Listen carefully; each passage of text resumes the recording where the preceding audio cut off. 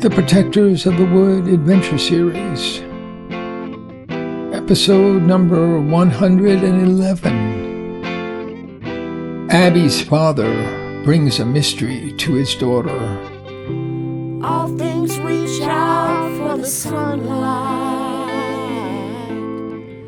the hand of life everywhere. When through the trees whispers through the leaves, waves of peace fill the air.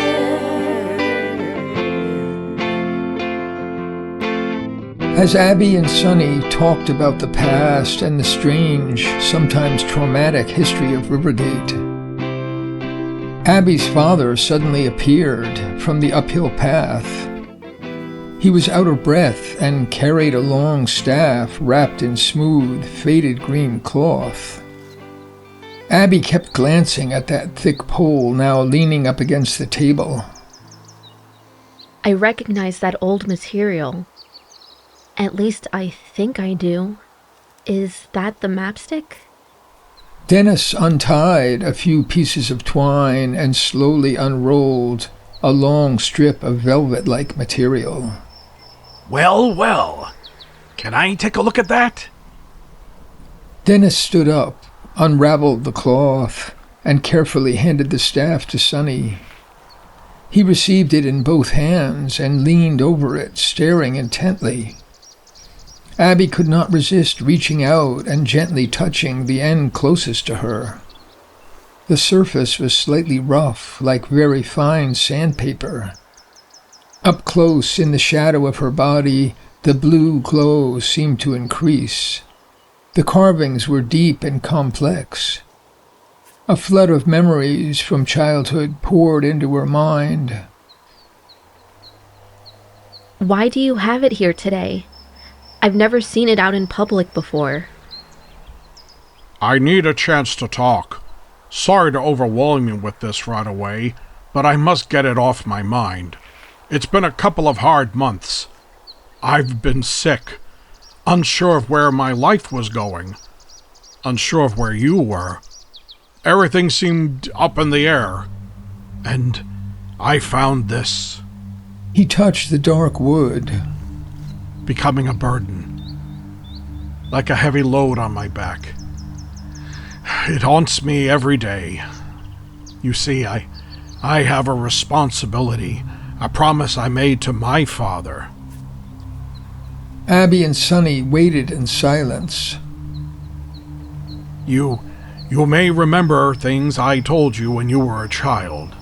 I do remember being very, very curious. It's a strange thing, like nothing else I've ever seen.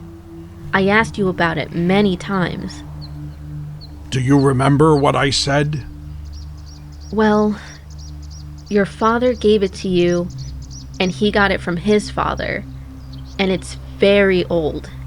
Ancient, you said. Anything else? Just that it's called the mapstick, and you weren't certain what the carvings mean. Was there anything more? There are details I may not have told you. Over 80 years ago, my grandfather gave my father this staff. My father was a child, just 10 years old, one of many children fleeing to safety, to Rivergate on the day of the great disaster. He promised to take care for it and pass it on to one of his children. My grandfather died later that day. Abby was stunned. She stared in amazement. I just can't believe I didn't know this. Hell, he never had a chance to explain it. You see, it's so detailed, so irregular, not like a plain design. I didn't want you worrying about it with no knowledge of what it is. Abby waited, sure that her father would continue. So, I've studied it for years and spoken to many people. There was supposed to be a special ceremony with a celebration when the mapstick was passed on, but on that day the children were rushed to safety with no warning. Many links to the past were lost. I'm still uncertain of many things. But I do know this. I promised my father I'd safely pass it on to my child. And over the past few months, that promise has become more than I can bear. I wasn't sure when or even if I would see you again. Abby hung her head, her eyes tearing up. I've been selfish and foolish. How can I make it up to you? Tears were on her cheeks. Oh, we were foolish too, letting our lives be ruled by fear. But we have respect for the path you've taken, so let's begin a new chapter. I want to pass the mapstick on to you. I promised myself I would give it to you at the first opportunity. What's the matter, Dad?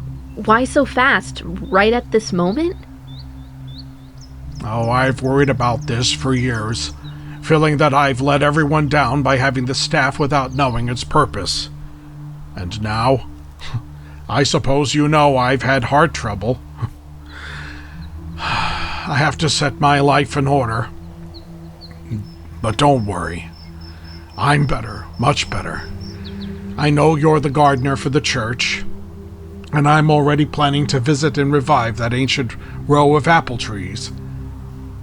I have my eye on a few trees I'll show you not far from where we're sitting. We'll start new cuttings at the church and here. Those churchyard trees are from the old Hidden Valley orchards. I love that. Please, come anytime you want. They were both silent, happy to have taken the conversation this far. Abby noticed that Sonny had his glasses on and was examining the mapstick inch by inch. She looked at her father, and he put a finger to his lips, asking for silence.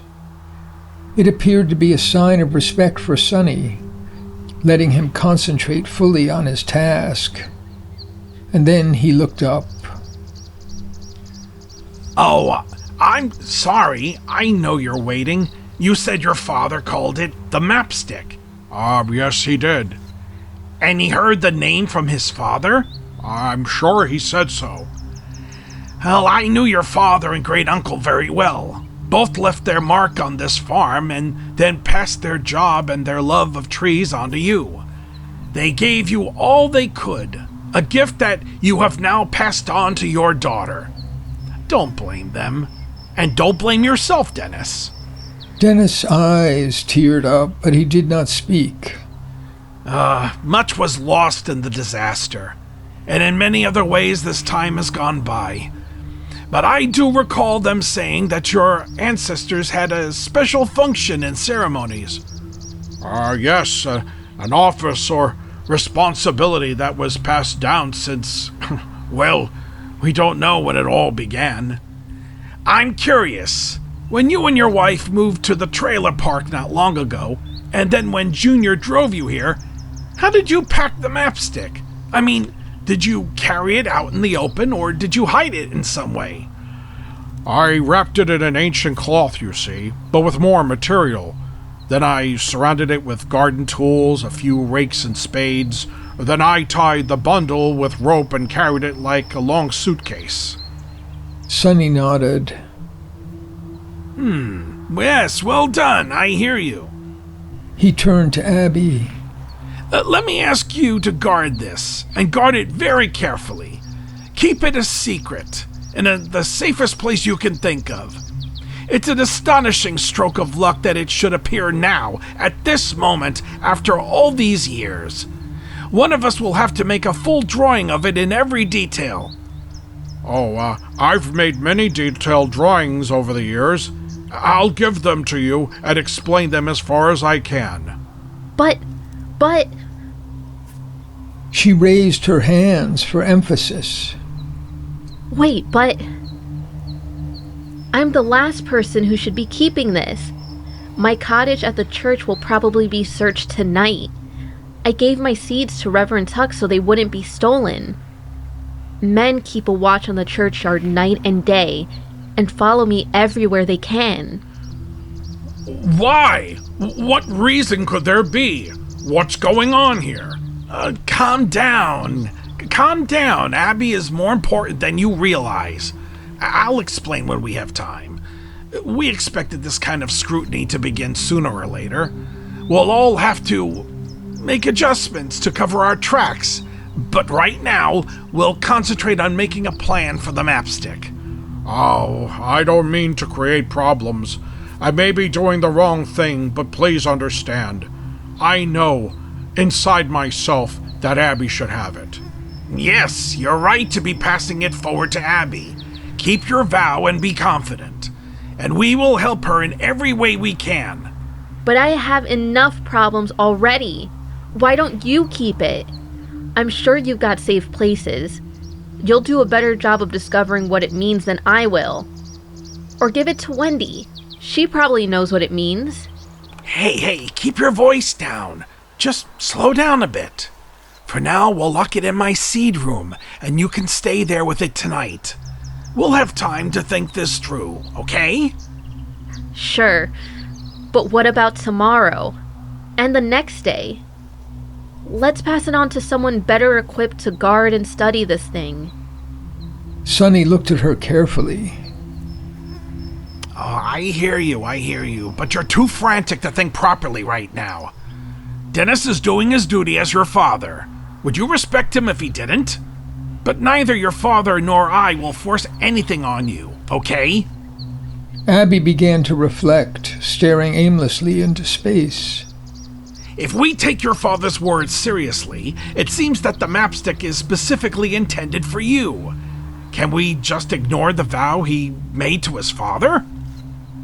You have a point. This cider reminds me of Reverend Tuck's cider. And that reminds me of the old days. I'd like to see the farm and taste a couple of those apples over there. Of course you're right, Sonny. I respect my father very deeply. I do need your advice. Let's talk about it tonight. I'll give you a little tour around the farm right now. And will you show me around the churchyard later in the week? I'd love to. Let's go, Dad, while we still have time. I'll lock this in the seed room, and your bag, too. It's gonna rain tonight. Sonny gently picked up the mapstick and the small duffel bag and walked into the shanty.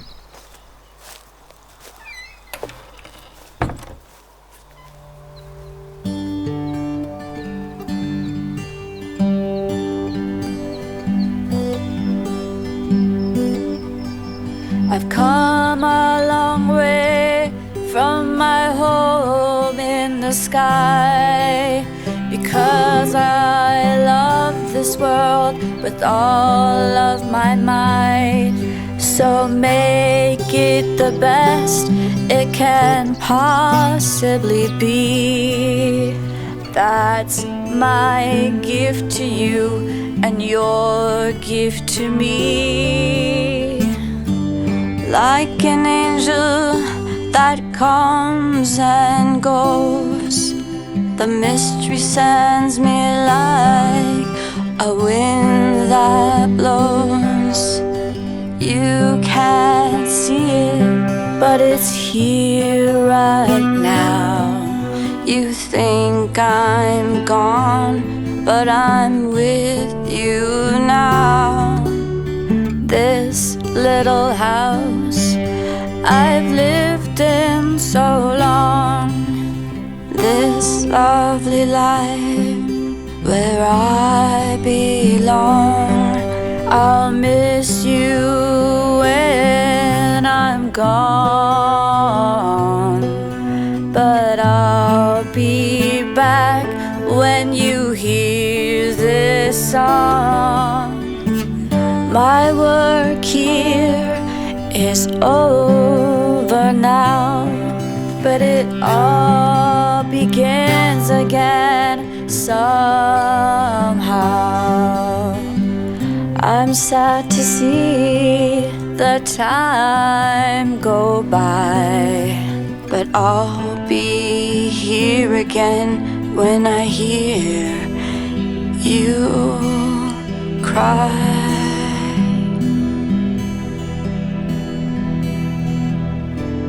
Take a look all around you. Take a look all inside you. Take a look at all the love you see. Will live on forever. It will always be. We live and love and wonder why every little thing must live and die. But the spark that's in you goes on and on. Wherever it is where you belong. I care about you as the days go by. The spark that's in you will never die.